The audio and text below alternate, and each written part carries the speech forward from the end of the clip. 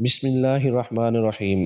حضرت عائشہ صدیقہ رضی اللہ عنہا نے فرمایا کہ حضور صلی اللہ علیہ وآلہ وسلم بہت تیزی کے ساتھ جلدی جلدی گفتگو نہیں فرماتے تھے، بلکہ نہایت ہی سنجیدگی سے ٹھہر ٹھہر کر کلام فرماتے تھے، بلکہ کلام اتنا صاف اور واضح ہوتا تھا کہ سننے والے اس کو سمجھ کر یاد کر لیتے تھے۔ اگر کوئی بات عام ہوتی تو اس جملہ کو کبھی کبھی 3 مرتبہ فرما دیتے تاکہ سامعین اس کو اچھی طرح ذہن نشین کر لیں۔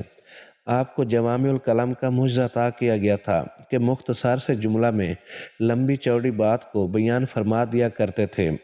حضرت ہند بن ابی حالہ رضی اللہ عنہ کا بیان ہے کہ آپ صلی اللہ علیہ وآلہ وسلم بلا ضرورت گفتگو نہیں فرماتے تھے، بلکہ اکثر خاموشی رہتے تھے۔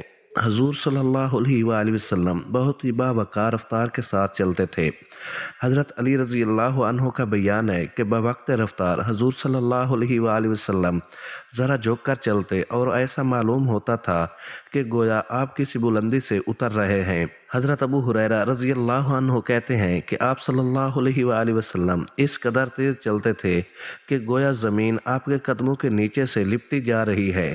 ہم لوگ آپ کے ساتھ چلنے میں ہانپنے لگتے تھے اور مشقت میں پڑ جاتے تھے، مگر حضور صلی اللہ علیہ وآلہ وسلم بلا تکلف بغیر کسی مشقت کے تیز رفتاری کے ساتھ چلتے رہتے تھے۔